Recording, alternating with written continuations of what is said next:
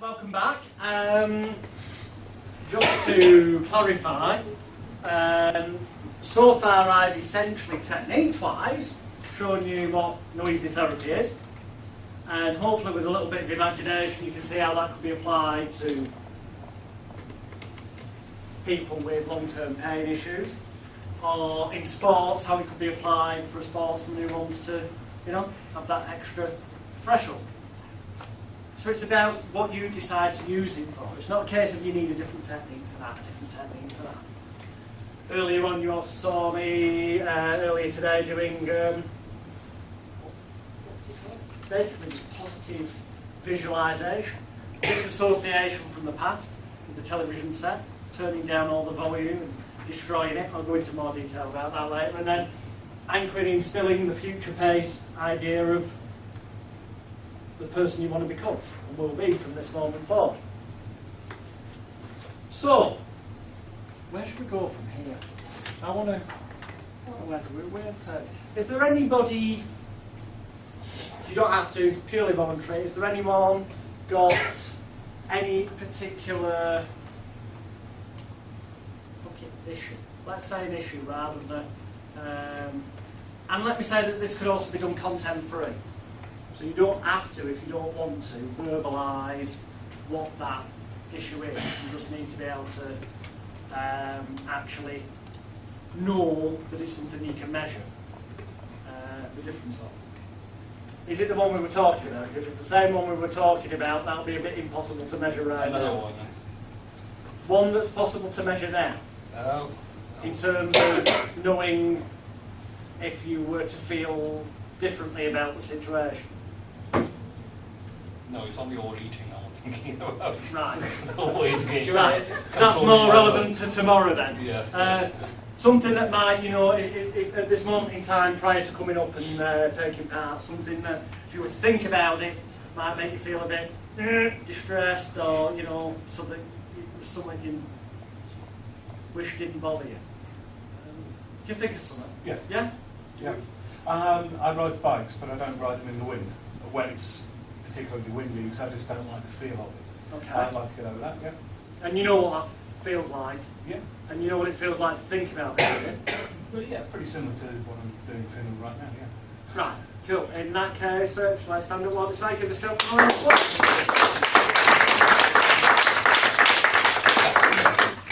Thank you very much for volunteering for this thing.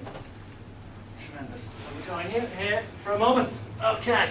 What we're going to do, as I said, I've already explained what noisy therapy is. So you know how to utilise that idea. The visualisation stuff will cover later. Again, Lord, what you're about to see me do, if you do it in the same way as I do, you should get the same result.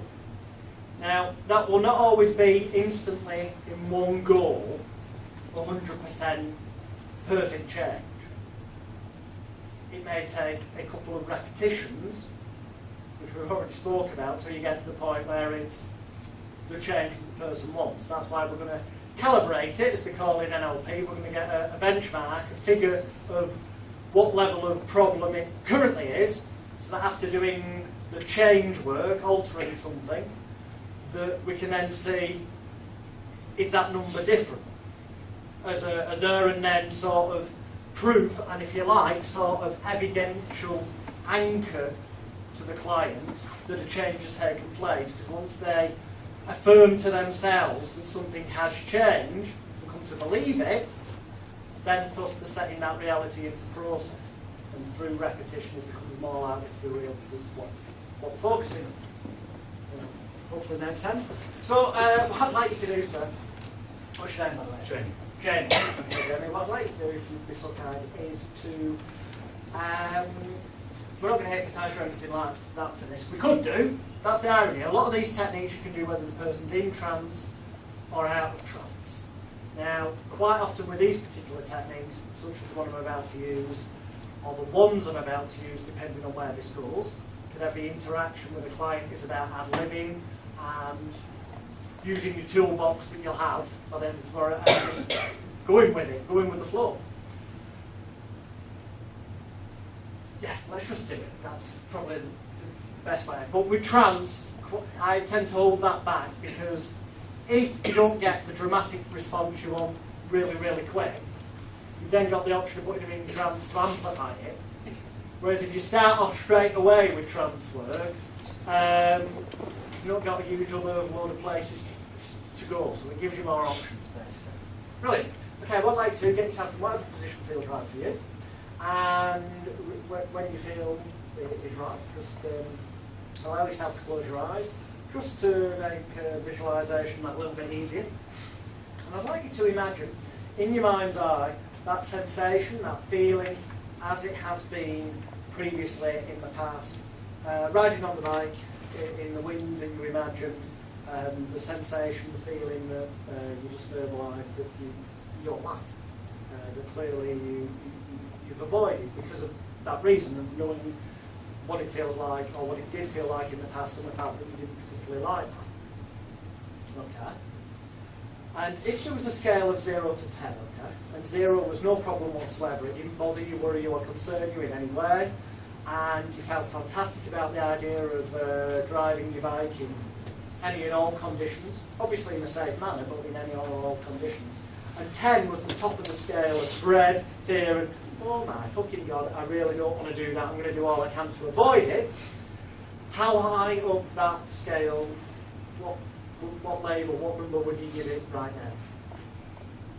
That would be an 8, 9. So pretty high, yeah? Okay, cool, fantastic.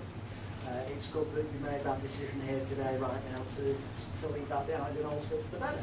So what I'd like you to do in your mind's eye, just take a nice deep breath in, and then out.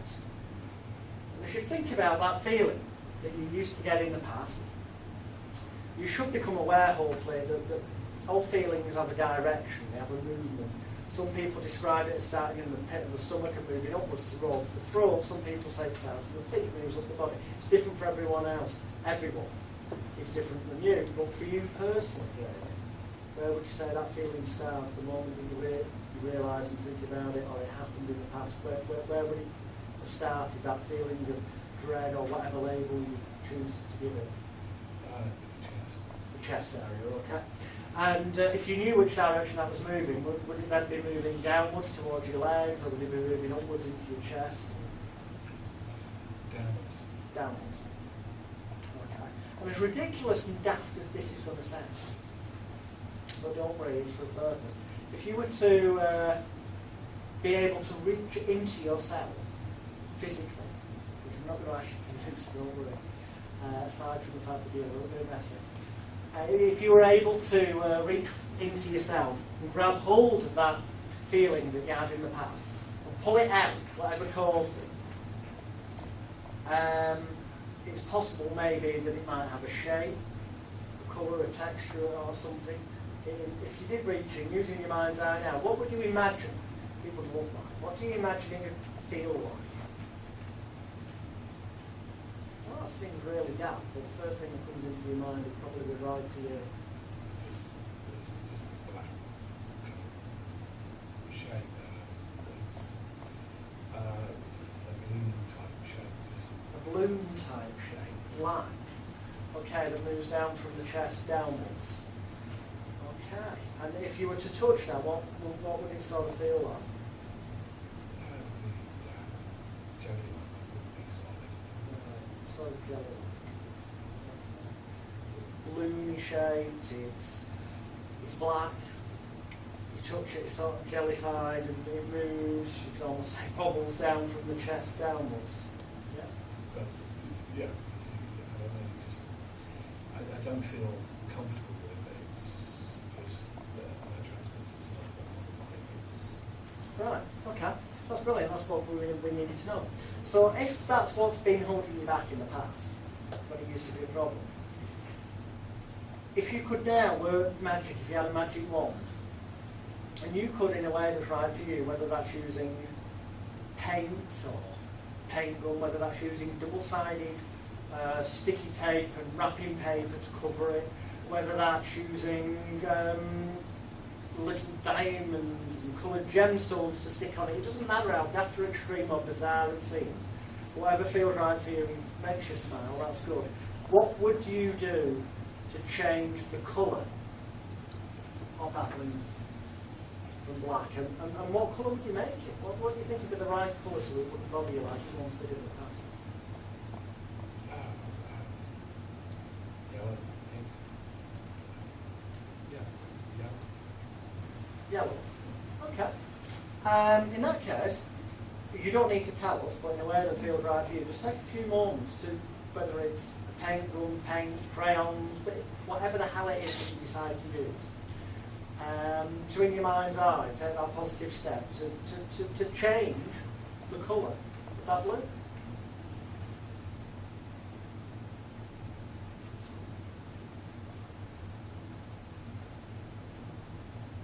And when you feel that you can see it's, become yellow, even though you know at the moment that it's still a bloody balloon shape and it's still bloody flipping feels like jelly. We'll come to that shortly, but it starts to feel that a little bit better that it becomes yellow.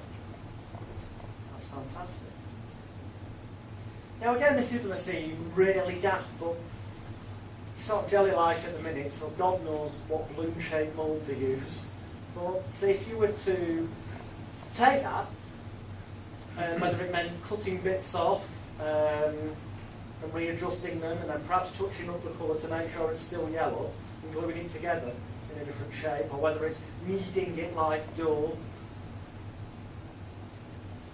I'd like to think, if you could, right now, wave that magic wand, what you would do to change the shape from what it was as a balloon to something more appropriate for you. About it right now, for some reason you'll think, you know what, it'd be better if it was, and you'll know what shape's best for you. So what shape do you think is best for you, Jamie? I flattened it. You flattened it, okay, cool. Doesn't that feel better? Yeah, cool.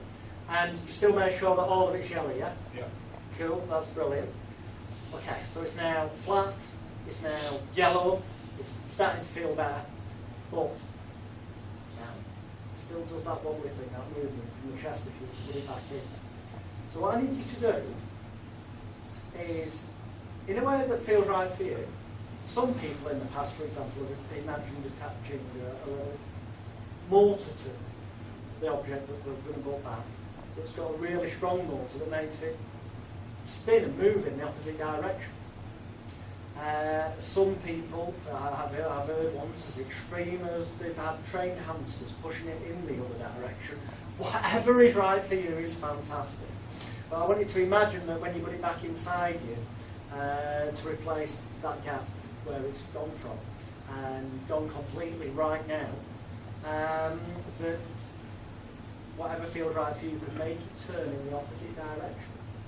So it has that opposite feeling, so that rather than that dread that you felt in the past, it acts as a sign and a signal to feel calm, relaxed, confident. To be able to drive in an enjoyable state, confident, secure, manner, where you feel really good and enjoy it. And you don't need to tell us how you've done that if you don't want, but when you've done so, just nod your head so I know. That's brilliant. Fantastic. Notice now much better. Hopefully that should, yeah, you can see my smile was starting to feel much better.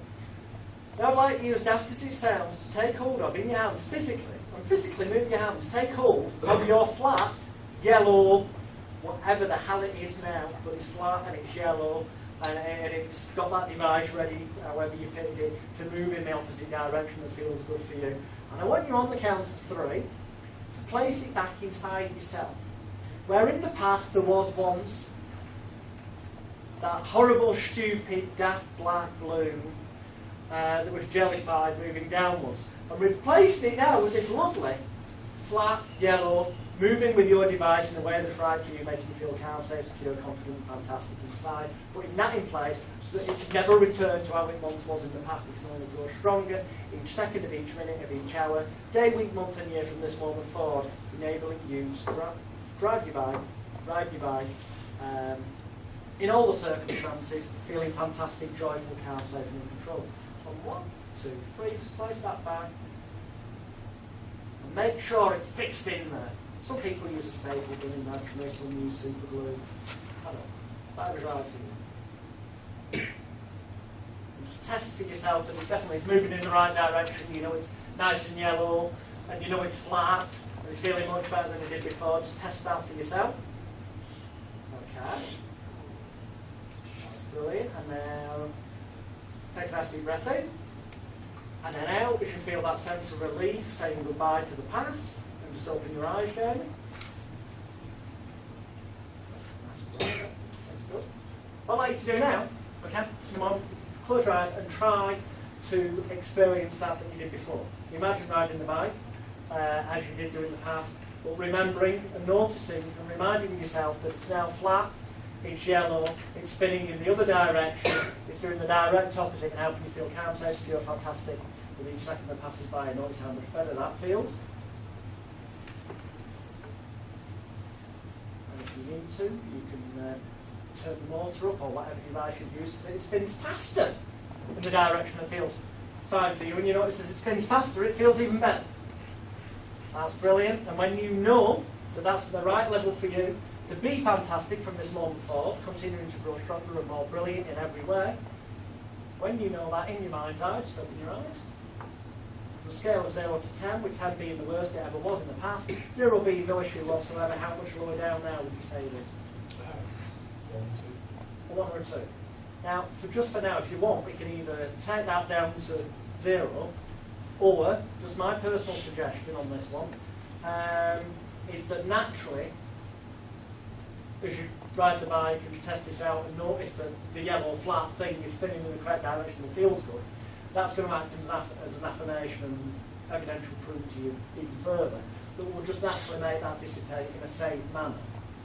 Because I wouldn't want you to just get on your bike and suddenly go crazy. I'm not saying you would, you understand. No. But it's up to you. If you want, we can knock it down, or is that a level that feels good?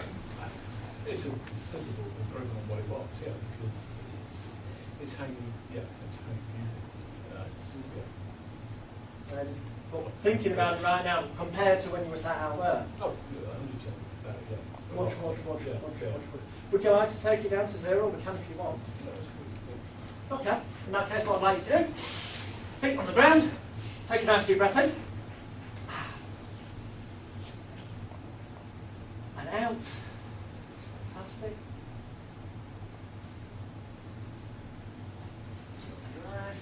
Brilliant, Jen. Brilliant. All I'm going to do is ask you to look at your hand right now. Look at your hand right there. Just bring your hand towards your face. It's just a sign in 6. You can close your eyes at a time that feels right for you. 3, allowing your eyes to close. 2, let your head fall forward. And 1, just let your head fall forward. Keep your eyes tightly closed at all times, like a loose lip rag doll. That's fantastic. Just gently shake you. Sign and a signal to help you relax more completely, keeping your eyes tightly closed at all times. Even if I'm not touching you when I sit down here, if you hear my voice over here, that too is a sign and a signal to help you relax more completely with each second that passes by. Each nerve, fibre, tissue and muscle in your body, from the tips of your toes to the tips of your fingers, becoming so limp, so loose, so relaxed, so heavy, and so tired, like a loose, limp rag doll, that in a moment when I lift up your left arm, and only your left arm, it won't bother you, worry you, or concern you in any way. In fact, it will merely serve as a sign and a signal to help you relax more completely. Drifting down, sinking down. Shift up, nice one. Drifting down, sinking down, using your powers of intelligence, imagination, and concentration so effectively. It's in your mind's eye. In a few moments' time, Jenny, I'm going to lift up your right arm. And when I do, keeping your eyes closed, I want you to focus, knowing that within you, right now, as you relax more, knowing within you, you've got that flat, yellow, positive object spinning in the right direction. It's doing all that positive good, but knowing that you just need that tiny little bit extra. I want you to take that final 20% out of 100, the final 2 out of 10, as we used before.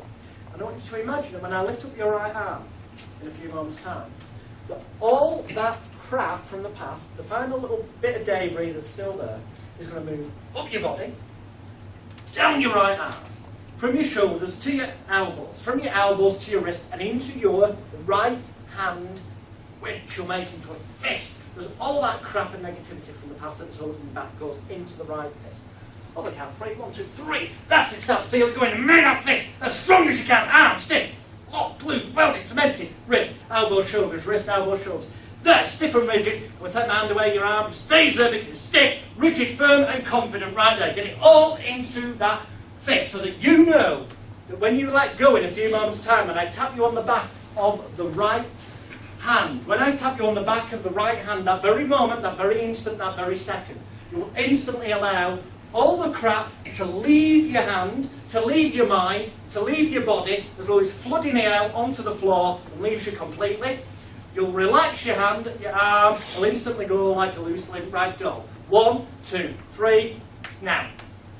Relax, loose, limp rag doll. It's all gone, fantastic. Feeling so good, so calm, so relaxed. Just taking a few moments now as you take a nice deep breath in through your nose and then out through your mouth. To allow all those positive changes that you've made to take their positive, permanent, safe place within you in a way that feels right for you. So that you know from this moment forward everything grows stronger each second that passes by, more positive. That's good. I'm going to count from 1 to 5. On the count of 5, when I do, and on the count of 5 only, you'll instantly open your eyes. When you do, you may feel a little tiny bit disorientated as you realise how fantastic a sense of relief it is to say goodbye to that. So on 1, it's almost as every nerve, fibre, tissue and muscle in your body, from the tips of your toes to the tips of your fingers, being washed with pure spring water, revitalising, re-energising every part of your body from head to toe. 2, more positive. Each day you'll awaken with an inner warm glow of confidence, a renewed optimism to life, a more positive attitude to get things done. As on 3, you realise you're flat, yellow, positively spinning in the correct direction for your object is there to help you enjoy every moment in every situation that is safe about riding your bike. 4, feeling fantastic, good, coming up out of it now, and on 5, wakey, rising, wakey.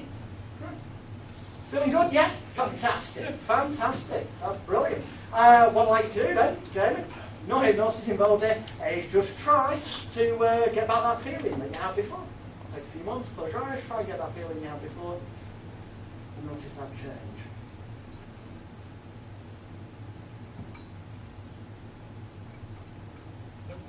Not there. Gone. It's a 0. Yeah? That's cool. And that only grows even better from this moment forward. Ladies and gentlemen, give Jamie a round of applause.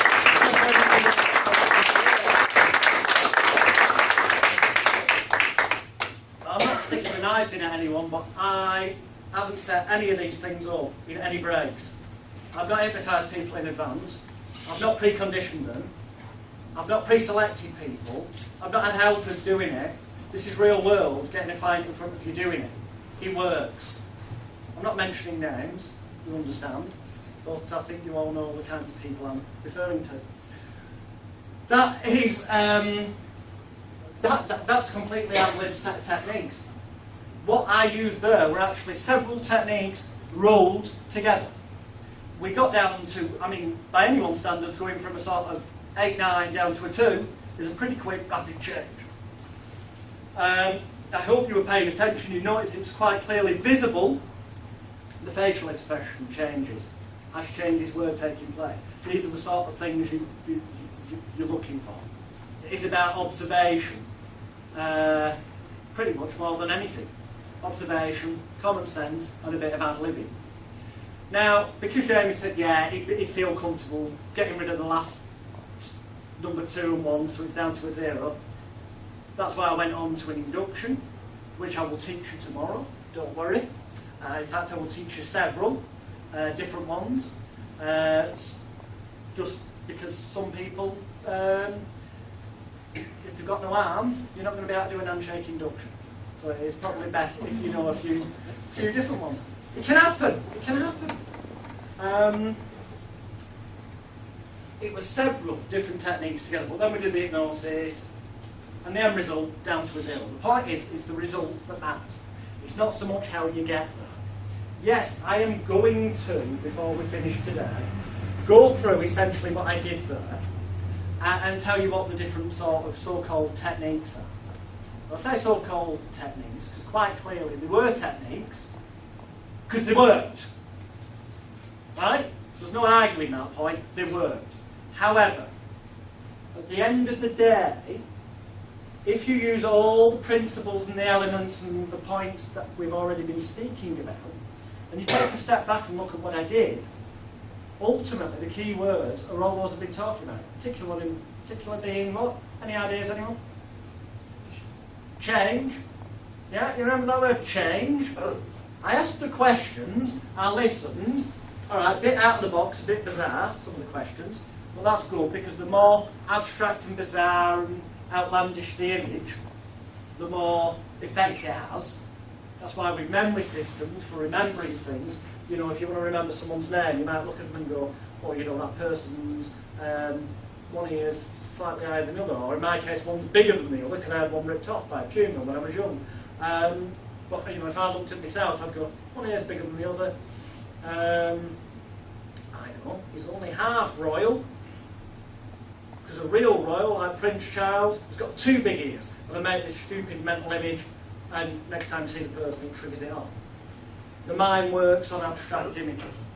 So I ask the questions, I listen, I take the information, and then I use a bit of common sense, and if they've, whatever colour, shape, size, texture, you can take this anywhere you want, or sound, if the object could have had a sound, or if it was a case of they keep hearing a little voice in their head saying, don't do that, you're not a good public speaker.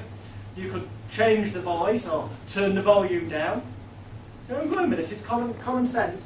Ask them some various questions, get their answers, and then, in a way that feels right for you, that's a lovely phrase, because whatever they choose to do or imagine is right for them, so it feels right, and if it feels right, you must be doing some good.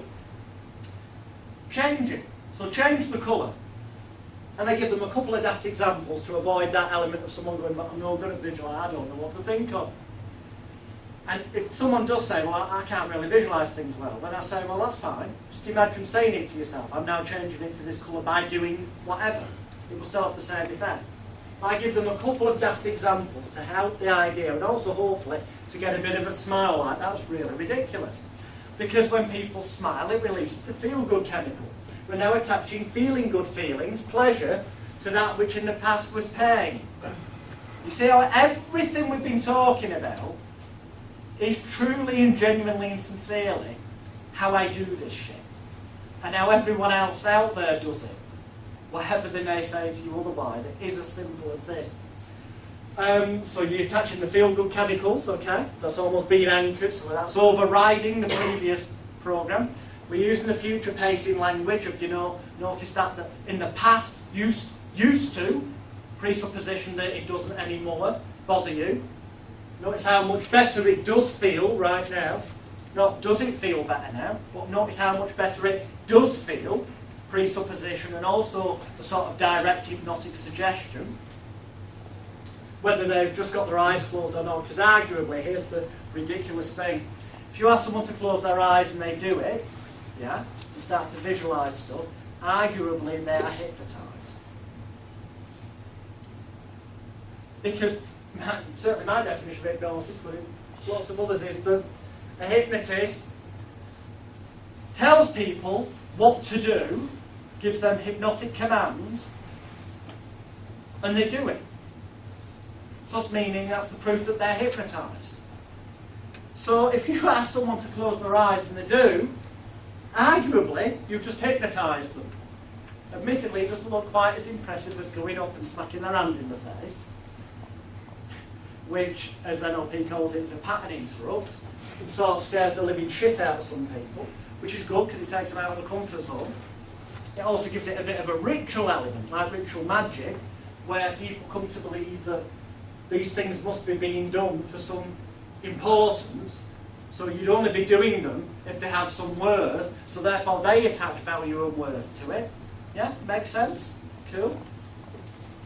I just need a bit more water.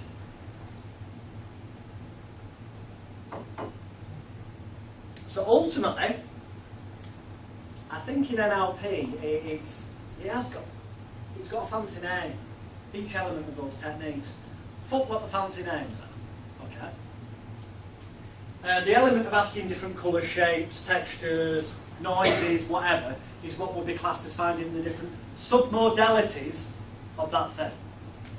Why do we need the ridiculous phrase like that?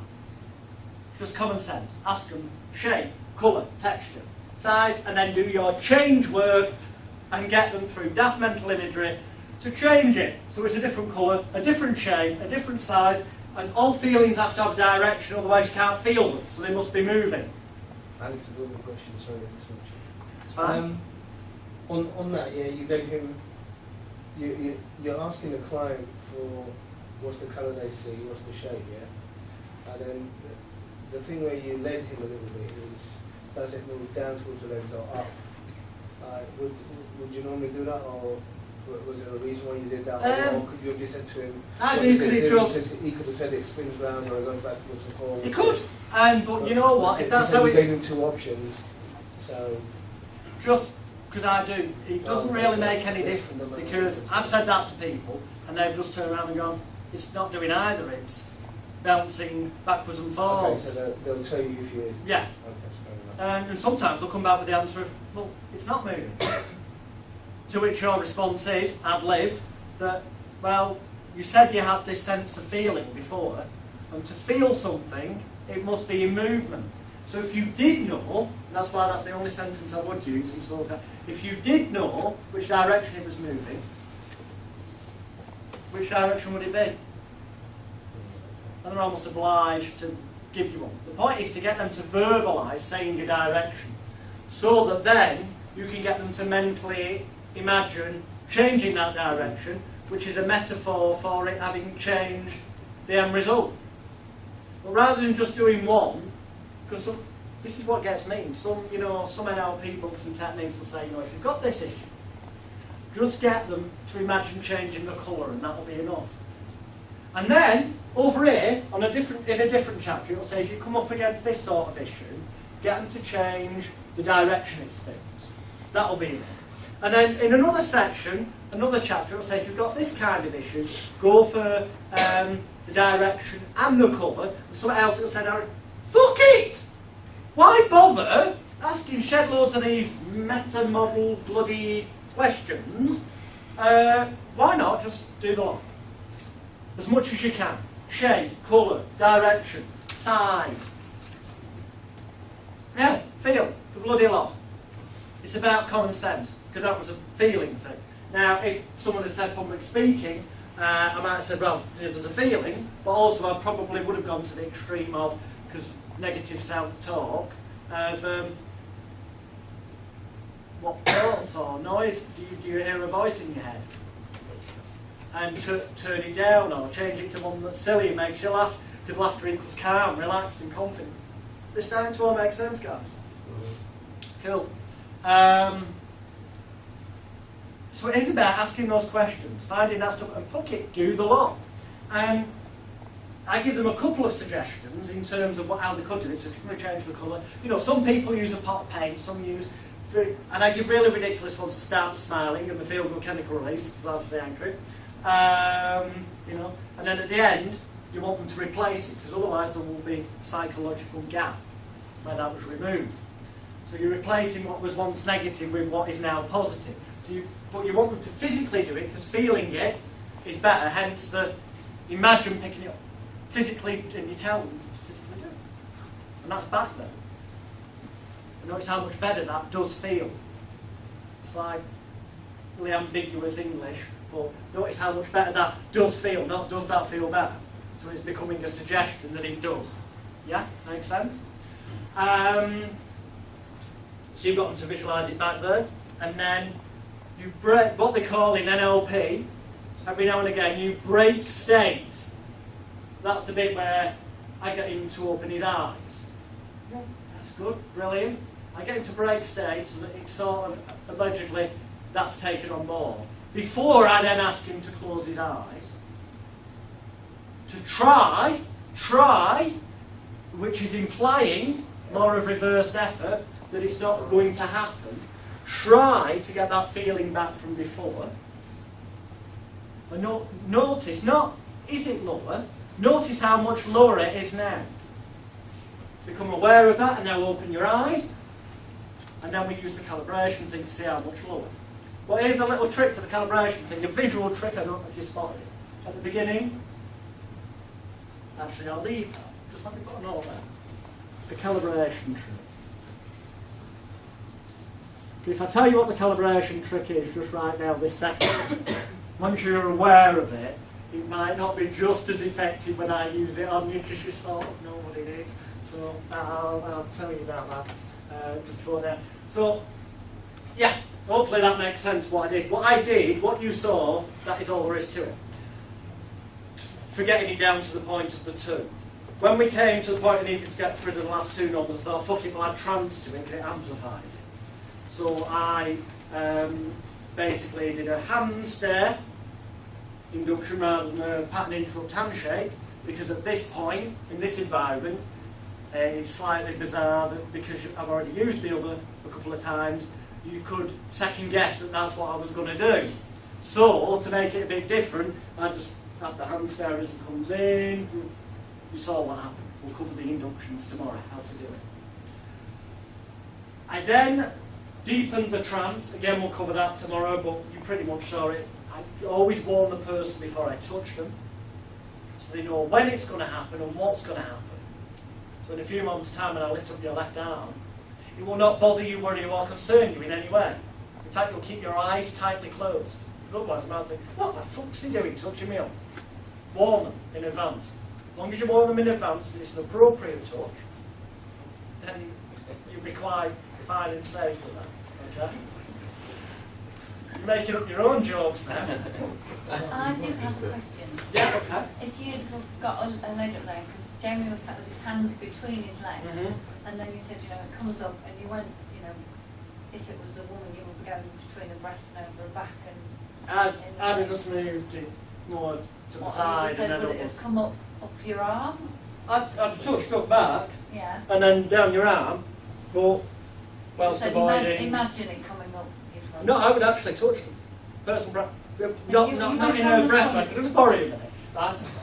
Obviously, we're not going to. Sorry. For the gentleman, obviously, it really doesn't matter. No. So I don't pay that much No, attention. no. The female, obviously, I would. But I would when it came to the, and it was this arm. Yeah. When I said I'm going to lift up your right arm, it won't bother you, worry or concern you. I would do by the wrist, which has already been warm. Yeah, you did. You get to that position. So I want you to imagine it's moving up your back. I'm going to touch on the back. Won't bother you, up your back. All right, rather than up your chest. Yeah. Same thing, but just it's just that with a woman you don't want to get. I mean, because there's a slightly wrong connotation. I agree. Yeah. It would be if you did that. With a bloke, however, thank you by the way for getting on for that demonstration purpose. With a bloke, however, I don't know. It's something I do instinctively. Not because I enjoy touching blokes. Not again. It's just it's a dominance thing. Because as a hypnotist, you are supposed to be in control and giving the person commands of what to do. And blokes tend to be slightly more resistant than females anyway. So if you can invade their personal body space, you've got to a point where they're allowing you to, which by the point they've already let you lift up their arm and down, is for their benefit, they will. On an unconscious level, that is you over, it's like taking control. And when someone allows someone in authority to take control, it's far more likely they will act upon rapidly what is taking place. Is that No, that's perfect. all right? Cool. Yeah. Yeah, it's to make life easy, really. I mean, whatever feels right for you. It truly is. This is. I can't stress enough that although I'm telling you this is how I've done it for years, and it truly is. You've seen with your own eyes a few examples today of stuff that, some people, if they saw it on TV, go, fuck me, that's settled. That can't be for real. Can't be done that quick. But you see it with your own eyes, with people you can talk to in the bar after. It's not like, people disappearing. I've not got an audience full of stooges. These things are real. It is that simple. A certain amount of that was ad-libbed. You can take these elements and make up your own bloody techniques. As long as they're based on the key principles, and that's what I've been giving you all morning. That's what the relevance of today has been about. Okay, giving you the building blocks and the principles that you don't need to do shed loads of other courses, to be taught this technique that ultimately when you stand back and look at it, it's just a few of the principles lumped together into something they call the new wonder technique. Where in actual fact you've got all the bloody bits and you can build them together how you want. And generally speaking, the more elements are combined into one, the more rapid, powerful and successful it will be. Which is why I don't just concentrate on the colour. Oh, the colour, the shape, the texture, the more the bloody merrier. And then in NLP, I'm jumping ahead a bit, but it is really relevant at this time. I'm jumping on pages. Okay, it doesn't matter. The other thing, it'll work. The other thing they call VACOG. Fuck off! Who sat down and thought this? VACOG being visual, auditory, kinesthetic, olfactory, gustatory. Namely, visual, seeing, auditory, hearing, kinesthetic, feeling, olfactory, smelling, and G, gustatory, taste. So they could call it VACOG. Right. I do them in a slightly different order because it's easier for me to remember, but I sum it up as this. You will be able to taste, smell, see, feel and hear everything as if it's 100% total reality. Now NLP tells us to find which of them is their strongest, their primary motivator. Yeah? Do they say a lot in their conversation? I see what you mean. Oh, right, the clue that they're a visual. Or, I hear what you're saying, they're auditory. Or, yeah,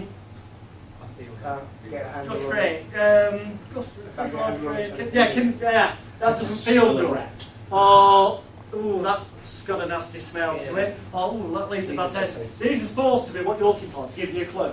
And that's what you're supposed to concentrate on then in your wording to them. I say, what a waste of fucking time. Do them all, yeah? Do them all. And by so doing, it's quicker than finding out which one they are. And you're guaranteed to have hit the right one. Because some people, they don't tell you in all courses, but some books are honest, some people, have a bit of both. Well, fuck me if you wasted all that time to get one and you missed a bit out. Cover them all. And add the phrase at the end of, in a way that feels right for you, and they'll fill the blanks in themselves. Make your life easy. They are the own best expert upon themselves. They just don't realise it, otherwise they wouldn't be sat in your consulting room. So, you'll be able to taste, smell, see, feel and hear everything as if, almost as if, use that phrase, connecting phrase, almost as if it were 100%. And has become and continues to be 100% total reality. The phrase, it's almost as if, covers you in both. If they're really seeing, hearing and all this, it's like, yeah, he's right. What he's told me again is right. But some people, it won't be such an experience as that. So, it's almost as if, whatever the fuck it is they're experiencing, could arguably be almost as if. Because what does that phrase mean? The ambiguous language leaves it for them, especially when it's followed up by, in a way that feels right for you, that it's always going to be right for them.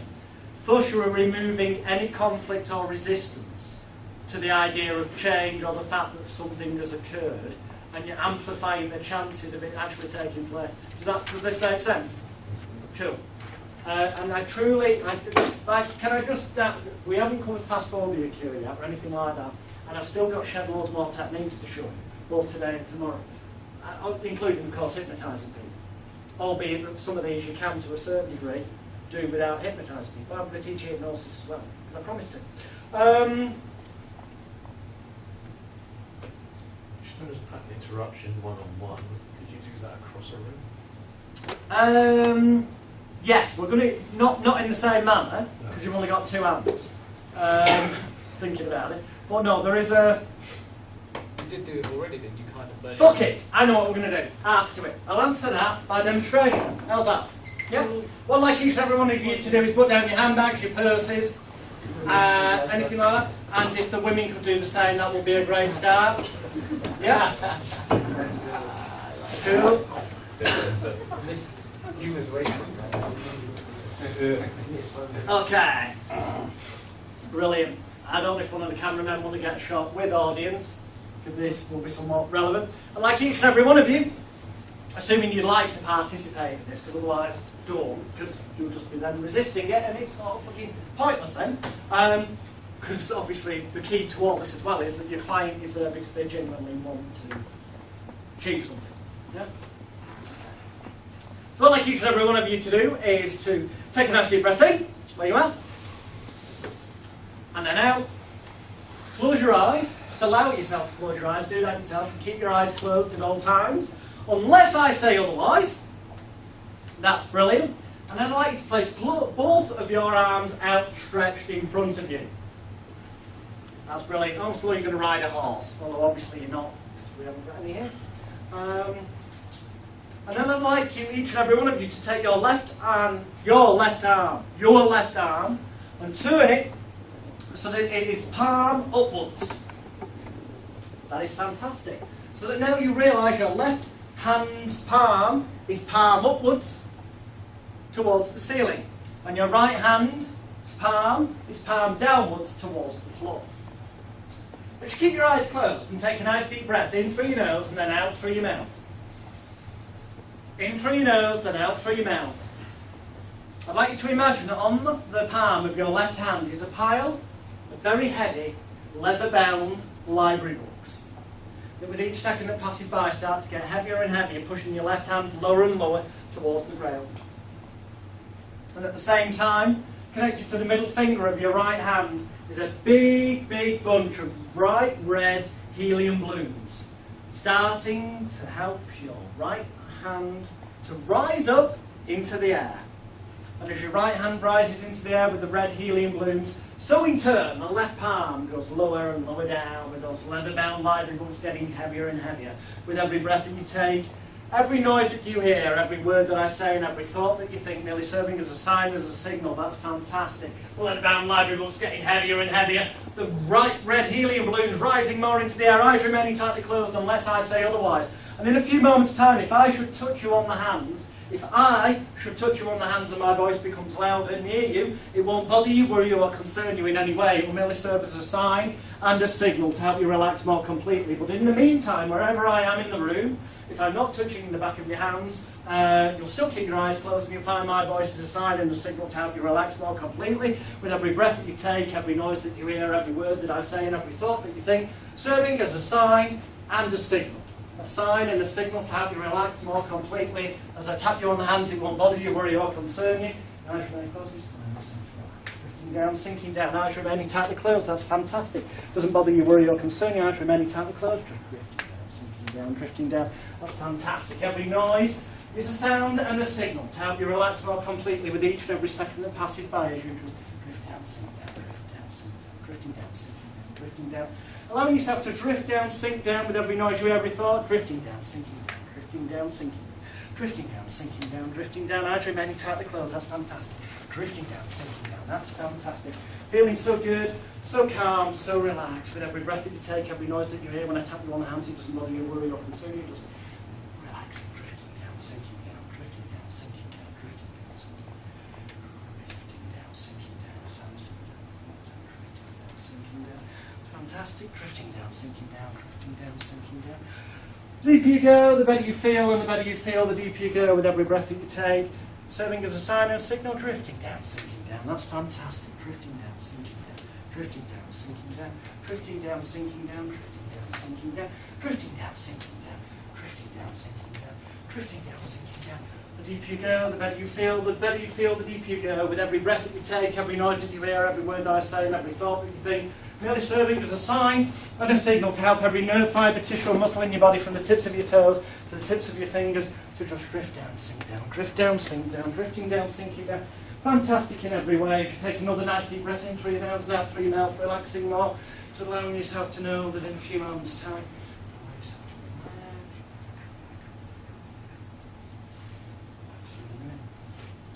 I'm talking to each and every one of you in the room, each and every one of you taking a nice deep breath in, eyes remaining tightly closed. You'll realise that wonderful sensation of calmness, relaxation now flooding every nerve, fibre and tissue of muscle in your body from the tips of your toes to the tips of your fingers. And in a few moments' time, when I lift up your right arm, and only your right arm, and drop it down gently into your lap, it won't bother you, worry you, or concern you. It'll just serve as a sign and a signal for you to relax 100 times deeper, more relaxing and enjoyable for you. That's fantastic, like a loose, limp ragdoll. That's fantastic, like a loose, limp ragdoll, relaxing more with each second that passes by, feeling so good, so calm, so relaxed.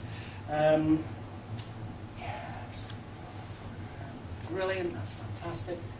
And drifting down, sinking down, that's brilliant. The deeper you go, the better you feel. The deeper you go, the better you feel. Drifting down, sinking down, deeper, deeper.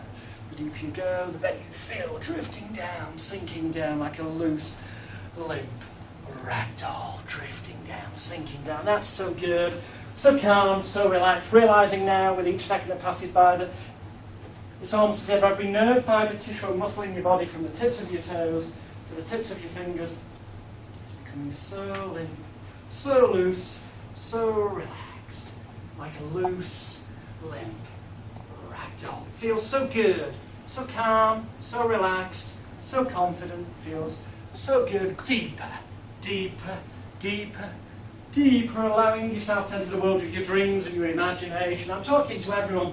In a few moments' time, I'm going to count from 1 to 10. On the count of 10, then and only then you'll instantly open your eyes and you'll re-enter a state of normal awareness, but you'll bring with you this fantastic feeling of confidence, inner optimism, and the knowledge and ability within you that you know that you've taken on board everything that we've covered today and will continue to do tomorrow in a way where it becomes an automatic reflex action for you to instantly, instinctively, and immediately recall those things whenever you need to, in a way to help yourself and to help others, make yourself feel so good.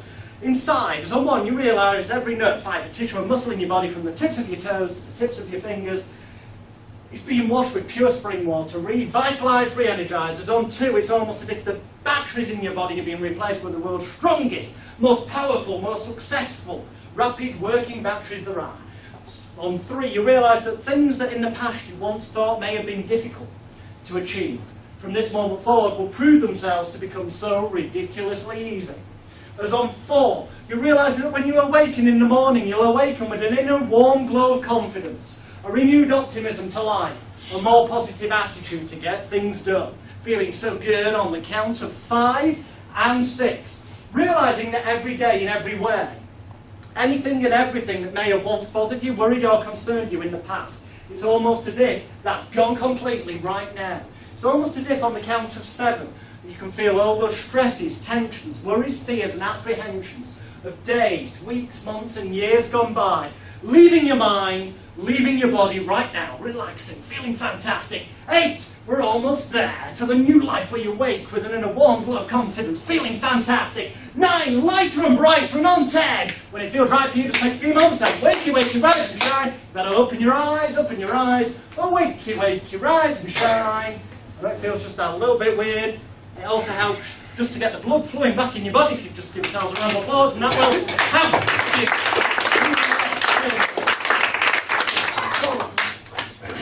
Okay, that was sort of an answer to the pattern intro thing. I say sort of an answer because we've used the full audience. Now, on that basis, it was never going to work on everyone. However, to be honest, I was quite surprised at how many people did make the reaction such. I don't know how it felt for you, but I can assure you that 1 or 2 people kept their eyes open. I think it's safe to say that loose limb ragdoll wise, it was quite clear, no resistance. When it came to the pattern interrupt, because what I used was what they call the light and heavy hands test that I'll go into tomorrow when we do suggestibility test. So that we ended up with sort of this situation, left hand down a bit, right hand up. Now conventionally it's a suggestion test, you get people to open their eyes, look at it and go, oh my god, the suggestion worked, which means that what you say to me next time will. So they buy into the idea, they become conditioned. However, they may be expecting that. They certainly have no preconceived idea of anything else. So if you suddenly say, I want to touch your hands, it won't bother you, and you go up to them and, could I just borrow you 1 minute, sir? this is the movement that occurred. I'll do it on one other person as well. So can we just sort of restage the situation of left hand was about there, that's about there. The person's got their eyes closed, so they can't see what's going on, but you can keep them open for this. So you can say, I say, when I touch you on the hands, it won't bother you, worry or concern you, so they know in advance, every time. And all I do is, with my fingertips and my hands, I'm going to go in and create a seesaw. This is why it's called the seesaw induction. I've got the temple on myself.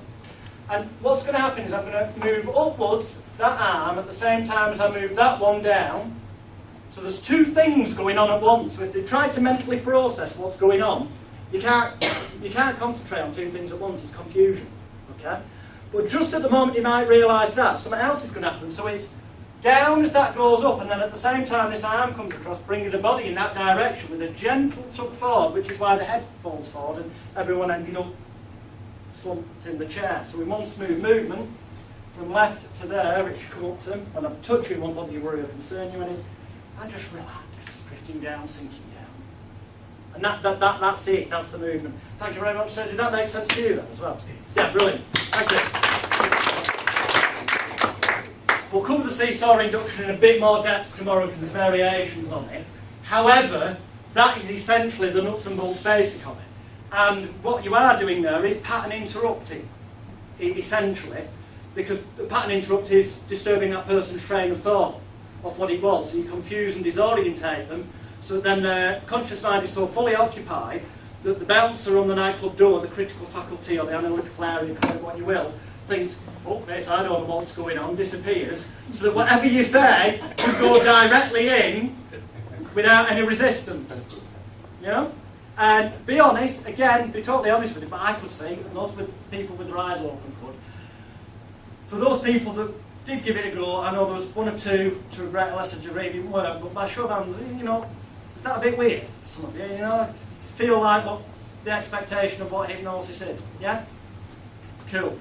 And given that there was such a number of you, on a one-on-one, remember, that's a hell of a lot quicker, because you're only dealing with one person. I had to walk around the room and do you one. Not in a gay way.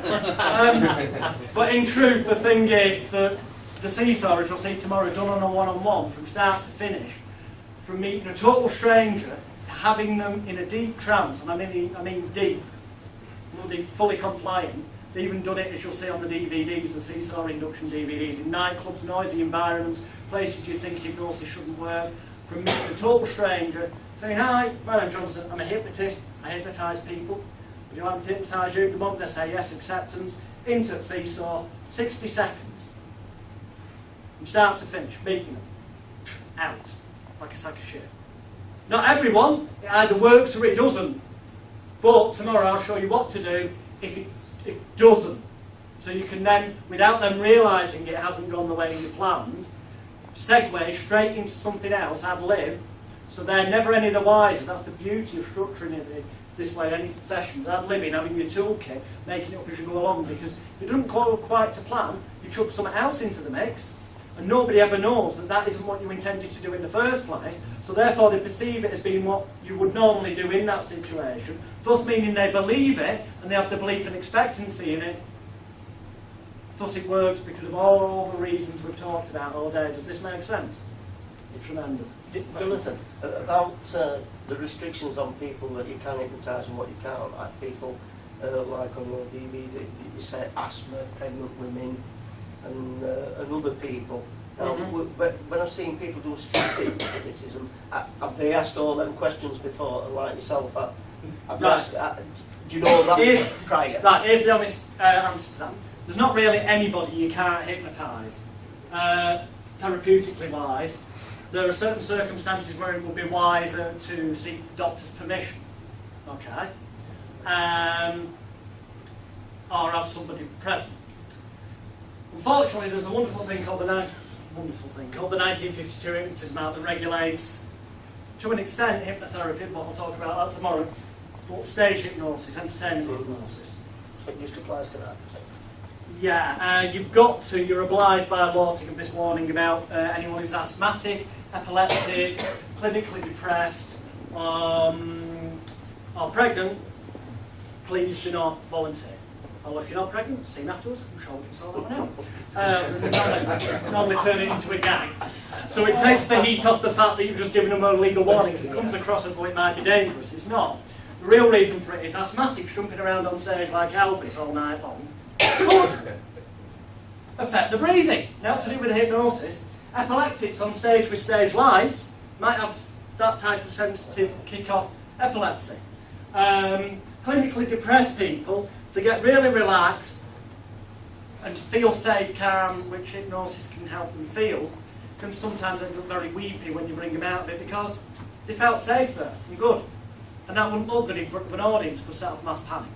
And the pregnant women, you know, having a pregnant woman jump around, perhaps fall over, by accident, is not a good idea. They're actually just common health and safety things. It's not anything to do with the hypnosis, but because it's been put under the 1952 Hypnotism Act, it unfortunately gives a negative perception of hypnosis being dangerous. Which, how the fuck can something that you create in your own mind be anything more dangerous than the negative self-talk people give each other every day? What about hypnobirthing? This will be difficult to do in a nightclub. Yeah, but hypnobirthing is therapeutic. Obviously, you've got consent. Yeah. There's medical experts also present, and it's therapy. So you just took them out on stage? Essentially, yeah. Sorry, I'm saying that. Yeah, no, it's fine. And as for the question of what do these string hypnotists do, the ones you've seen on telly, to be honest, what they haven't shown you is the time they spent in advance in a hotel room like this, going through suggestion tests, finding the most suggestible people, hypnotising them before it goes on air, getting them to sign consent forms. It doesn't just happen like that. Now, on YouTube, you will see clips, including of myself, just going up to random strangers and knocking them out. I will tell you that that is illegal. It is illegal under the 1952 Hypnotism Act. Have I done it? Yeah, the video evidence is there. What would I do if I get took to court? Tell the truth. There's no such thing as hypnosis. Therefore, I've not hypnotised anyone. Therefore, I've not broken the 1952 Hypnotism Act. It's impossible to prove a negative. And therefore, they'd have to prove that hypnosis does exist. And just as many people who are apparent experts say it doesn't, as say it does, so we'll play it safe. The key thing is it would actually invalidate your insurance anyway. If you were doing something that contravened the 1952 Hypnotism Act, it would invalidate your public liability insurance, which you'd be advised to get, and I'll be telling you where to get cheapest tomorrow. So just play it safe. Do what I'm telling you to do, not what I do. The fact I've got clips all over the internet, do could perceptively be breaking the law or common assault is irrelevant. Especially, but if you are going to do it at your own risk, make sure you tell them you've never heard of Claims Direct or the accident helpline before you weigh them up, anything like that, in this day and age. Part of your argument is that it might not be seen in their full context.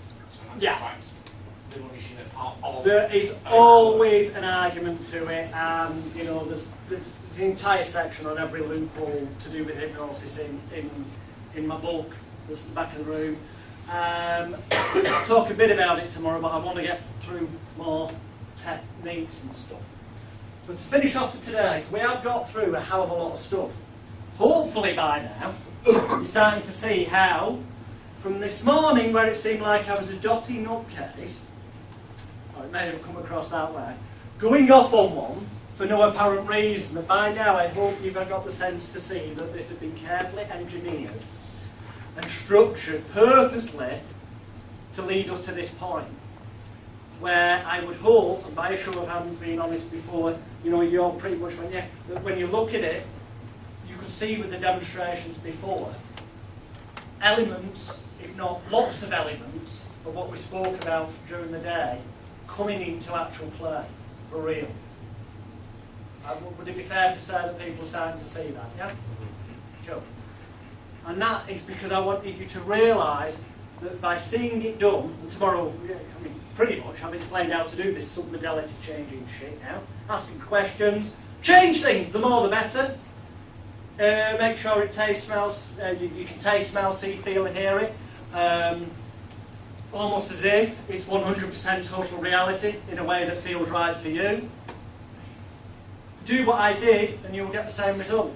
I'm not saying it's immediately going to go from a 10 to a 2 every time, but it will. Which leads me, before the end of today, I want to do one more little demo.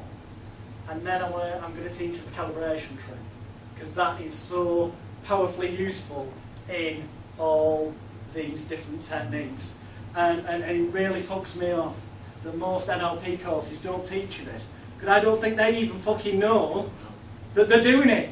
And they're supposed to be experts at modelling, as they call it in NLP, or stealing, of these techniques. And they don't fucking realise. There's very few courses that teach what I'm about to teach you. They'll tell you to do calibration, where is it before, where is it after. I'm going to show you why it works and how to make it work better. But to do that, I'd like somebody who's got some sort of something from the past, nothing fucking suicidal, please, but something that just sort of, if you were to think about it now and you were to dwell on it too long, you'd end up either getting pissed off, angry, or you'd get a bit upset. And it's one of those things, if your mind does accidentally dwell onto it sometime in life, you go, oh, wish I hadn't thought of that, type thing. That in an ideal world, if it was ever to enter your mind in the future, you'd ideally like it to not bother you, you could just go, and perhaps even laugh at it, so it didn't bother you as it once did in the past. And you don't need to verbalise what it is, this can be done content-free. Okay, we've got two of you. Alright, two of you then. Come to the front, please. Leslie and John, if you like, give them a round of applause, group.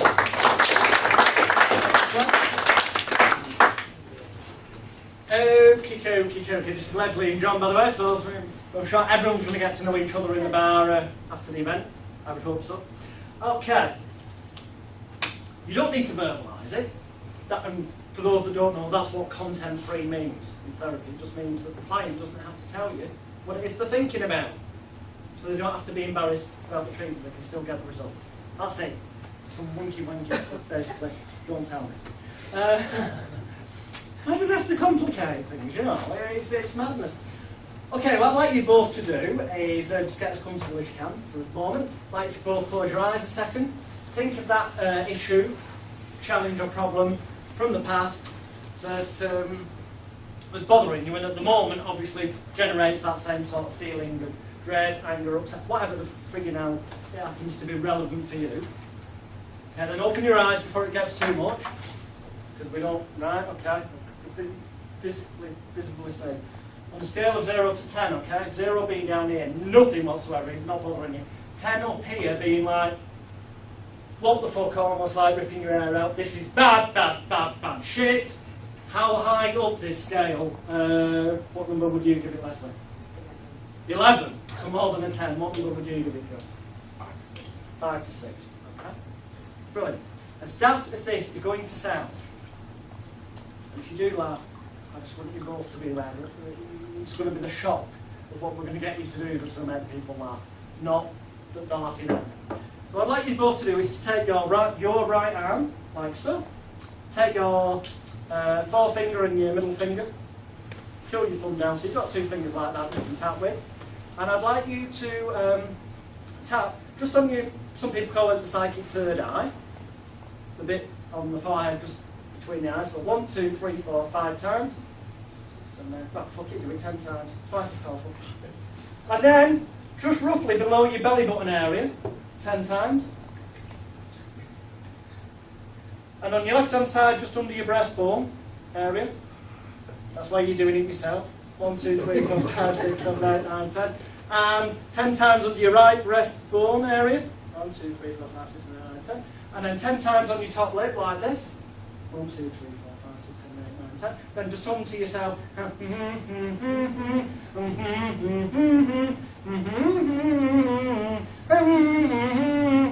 Brilliant. Okay. We're going to do that one more time on the count of 3. In fact, just a little bit faster. So it's 10 times there, 10 times there. Left and right. Left. Hum happy birthday. Okay, I'll do it with you. Go in now. 1, 2, 3, 4, 5, 6, 7, 8, 9, 10. 1, 2, 3, 4, 5, 6, 7, 8, 9, 10. Left breast 1, 2, 3, 4, 5, 6, 7, 8, 9, 10. Right side, 1, 2, 3, 4, 5, 6, 7, 8, 9, 10. Top left, 1, 2, 3, 4, 5, 6, 7, 8, 9, 10. Come happy birthday.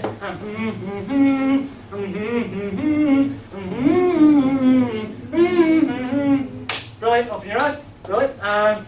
Okay, let's do it one more. Power of 3, eh? Yeah. Tell you what we're doing, just one more time.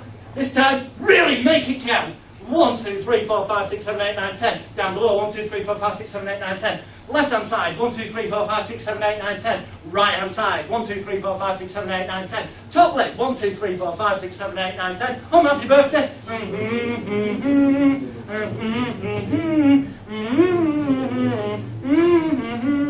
Now close your eyes and just try and think of that issue that bothered you in the past.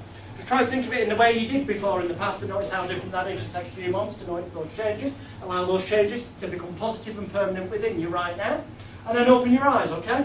On a scale of 0 to 10, with 10 being the worst it ever was or ever could be, and beyond that just being fucking ridiculous and bad, and 0 being no problem whatsoever, going completely right now, what number, how much lower down is it? You're on a 7. That's 0 already. All right, sorry, I thought you said 7. No, fucking fantastic. All right. A 1 to a 0. So pretty much gone. I know, and the thing is, try and think about it now. Really try and think about it. Yeah, it actually seems a bit amusing if you close your eyes and try and think about it. It's just a bit fucking ridiculous, actually. It's like it's gone. Well, only you know what it was, so you don't have to feel daft about the fact you could have got rid of it a long time ago, because you have done now.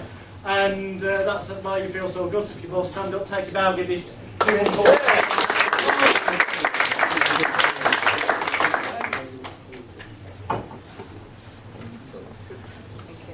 Rapid results. Smiles. You saw before that. Quite clearly, obviously, visually, non-set up. And emotions that change. This is not a TV trick. This is real. And each and every one of you in this room already has, whether you yet have already realised it or not, the ability, the capability, and the knowledge to do that and way more. For the old person who's starting from scratch, you'll probably find that tomorrow, as we fill in a final few more jigsaw pieces for you, that then the full jigsaw will come together for you. Simple, quick, direct.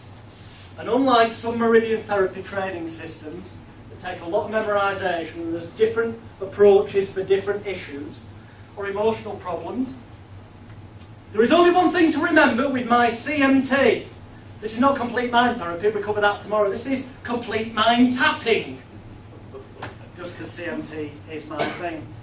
And all you need to remember is this: spectacles, testicles, wallet and watch. They all doing the cross thing. So it's spectacles, testicles, wallet and watch. I can't believe what we're getting them to do, so I'll tap my lip. And they're paying me for the privilege, so I'll hum. It's like my birthday. That's how I remember it. But it's got a ritual to it, okay? And the fact that I'm telling you this, some of you are already aware of that anyway, but if you weren't, it doesn't matter, it doesn't undo the work.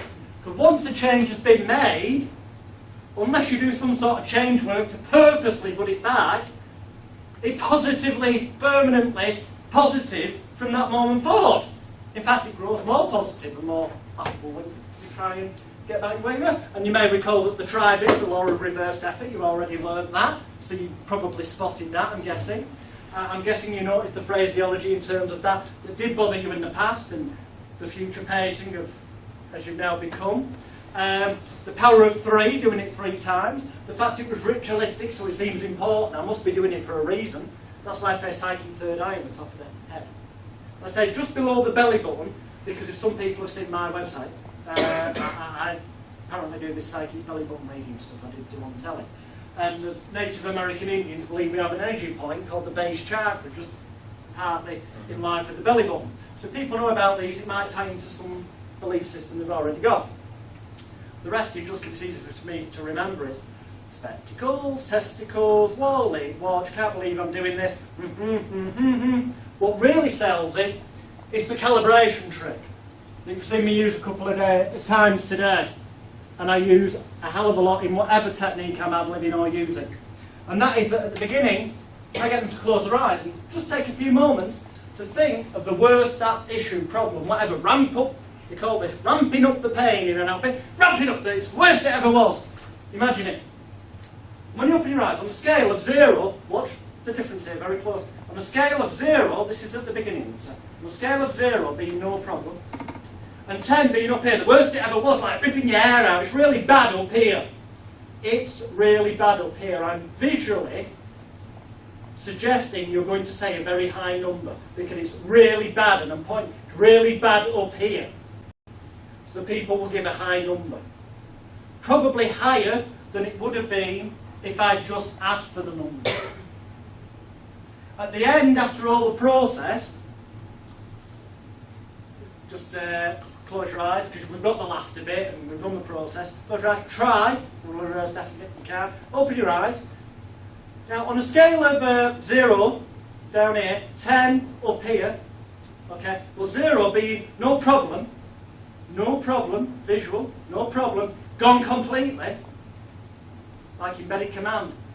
So we've gone, rather than starting 0 in plain up here, we've gone 10 being the worst it ever was, but down here is 0, no problem, gone completely. How much lower down, presupposition that it is it to gone completely? So we emphasise the voice tone again, gone completely. And that leads them to say a lower number.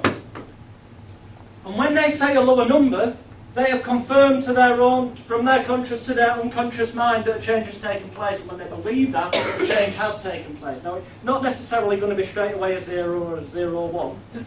Sometimes it can be that it goes to a 7. That's why I was double checking the lesson, because I misheard, my fault. But that's fine, because at that point, you've still made a change, even if it's only one number. It's enough to show there's something has happened.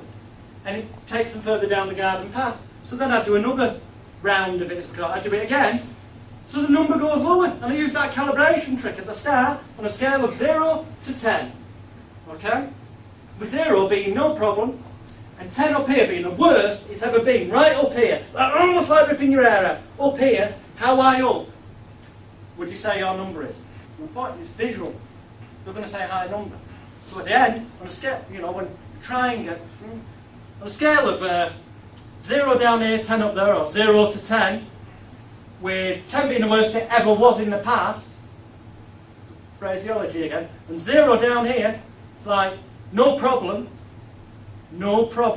gone completely. How much lower down is it? Gone right now. How much lower down is it gone right now? Gone right now emphasis is like an embedded command. And that is the calibration trick, which most bloody NLP courses don't teach you. Because I don't think they fucking realise that they're doing it. Or some of them don't do it, they just leave it all, they literally just ask about the numbers. And why, when you can steer it towards more success? Clearly. Every time you ask this question or command in third time, then obviously the tone of your voice changes a lot. Yeah. Third time is quite high and quite with intensity. It's so is it sort of excitement, building up speed. It's just purely and simply, well, partly just because that's the way I do it. We're a bit of a show when I've got a group of you. But I still do it like that anyway. We want to if you speed up, it's like a sense of urgency. It's going to happen right now. Something's happening. It's building up. We've done it a second. So it's to make each of those three seem that little bit different and give them a sense of importance. So it's getting into that ritual thing that we talked about. Do you use that for everything, like cravings?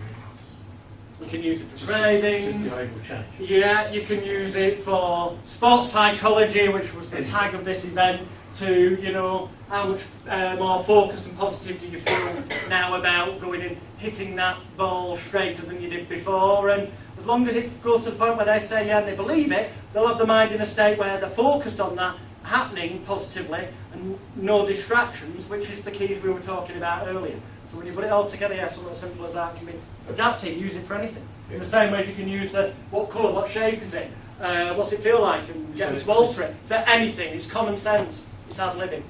Yeah, it's a hypnotic adaptation of TFT. Because TFT gets quite complicated. Yeah, well, TFT, EFT, call it what you will, at the end of the day, I can get those results as quick or quicker than so-called meridian techniques, and that includes acupuncture. So, no offence, but yeah, it works. But the irony of it is, with your acupuncture, you can use the calibration trick as well to improve the success of that. it's adaptable into so many different fields and arenas. Make sense, everyone? Right, ladies and gentlemen, here's 2 little things I need to say to you before we end today.